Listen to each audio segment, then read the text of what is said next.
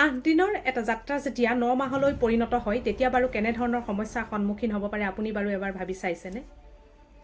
আজিৰ সমাজে শিকোৱাৰ দৰেই চিন্তা কৰিব পাৰোঁনে আমি? আমাৰ চিন্তাধাৰা বাৰু এটা সীমাবদ্ধ নেকি বাৰু? কিন্তু কিছুমান মানুহে এই সীমা ভংগ কৰি অসম্ভৱ যেন লগা কাম এটা কৰি পেলায়। আজি আমি তেনে এগৰাকী মহিলাৰ কথা আলোচনা কৰিম, যাৰ নাম হৈছে সুনিতা উইলিয়ামছ, যিয়ে নিজৰ সাহস, সংগ্ৰাম আৰু নিষ্ঠাৰে পৃথিৱীখনক দেখুৱাই দিলে যে প্ৰকৃত বিজয় সেইসকলৰহে যিয়ে কোনো অসুবিধাৰ সন্মুখত নমস্কাৰ নিদি আগবাঢ়ি যাব পাৰে। নাছাৰ সৈতে মহাকাশ ভ্ৰমণ কৰা ভাৰতীয় আমেৰিকান মহাকাশচাৰী সুনিতা উইলিয়ামছ এগৰাকী সাধাৰণ মহিলাৰ অসাধাৰণ কাহিনী নহয়, বৰঞ্চ আমি আমাৰ সপোনৰ বাবে কিমান দূৰ আগবাঢ়ি যাব পাৰোঁ তাৰেই প্ৰেৰণা। সুনিতা উইলিয়ামছক মাত্ৰ 8 দিনৰ বাবে আন্তঃৰাষ্ট্ৰীয় মহাকাশ কেন্দ্ৰলৈ পঠিওৱা হৈছিল। কিন্তু ভাগ্যৰ বাবে যেন আন কিবা এটাহে আছিল।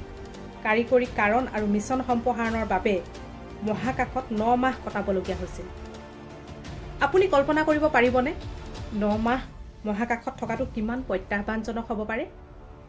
ওজনহীনতা, সীমিত সম্পদ, ঘৰৰ পৰা হাজাৰ হাজাৰ কিলোমিটাৰ দূৰত সুনিতা উইলিয়ামছ। কিন্তু এই যাত্ৰা সহজ নাছিল। মহাকাশত থাকিলে প্ৰতিটো সৰু সৰু বস্তুৱে ডাঙৰ প্ৰত্যাহ্বান হৈ দেখা দিছিল। খাদ্য, পানী, অক্সিজেন সকলো সীমিত, আৰু আটাইতকৈ ডাঙৰ প্ৰত্যাহ্বান হৈছে মানসিকভাৱে শক্তিশালী হৈ থকাটো।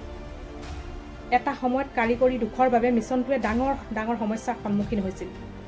কিন্তু সুনিতা আৰু তেওঁৰ সহযোগী আতংকিত হোৱা নাছিল। তেওঁলোকে নিজৰ চিন্তাধাৰাক সীমিত কৰা নাছিল, বৰঞ্চ সমস্যাটো কেনেকৈ সমাধান কৰিব পাৰি তাৰ বাবেহে চেষ্টা চলাই লৈ গৈ আছিল। এইটোৱে হৈছে এটা সাধাৰণ চিন্তা আৰু অসাধাৰণ চিন্তাৰ মাজত পাৰ্থক্য। এতিয়া এবাৰ ভাবি চাওকচোন, সুনিতা উইলিয়ামছ আৰু তেওঁৰ সংগীয়ে মাত্ৰ এইটো কঠিন আমি কৰিব নোৱাৰোঁ বুলি ভাবিলেহেঁতেন, তেন্তে বাৰু এই মিছনটো সম্ভৱ হ'লহেঁতেন নে বাৰু? তেওঁলোকে নিজৰ চিন্তাধাৰাক সীমিত কৰা নাছিল, কিন্তু প্ৰতিটো সমস্যাৰ নতুন প্ৰত্যাহ্বান হিচাপে গ্ৰহণ কৰিছিল আৰু ইয়াৰ এটা সমাধান বিচাৰি পাইছিল। তেন্তে আমাৰ চিন্তাধাৰা কেৱল সীমিত কিয়?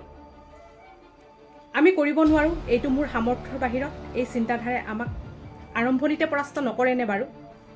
সুনিতা উইলিয়ামছৰ কাহিনীয়ে আমাক শিকাইছে যে জীৱনত সমস্যা, অসুবিধা আৰু বহুত কিবা কিবি থাকিব পাৰে, কিন্তু যদি আমি আমাৰ মনৰ সীমা ভাঙিব পাৰোঁ তেন্তে আমাৰ গন্তব্যস্থান বহু দূৰৈ। যদি এই কাহিনীয়ে আপোনাক অনুপ্ৰাণিত কৰে তেন্তে আপোনাৰ চিন্তাধাৰাক সম্প্ৰসাৰিত কৰক আৰু ডাঙৰ ডাঙৰ সপোন দেখক আৰু সেই সপোনক বাস্তৱত ৰূপায়িত কৰক। ধন্যবাদ।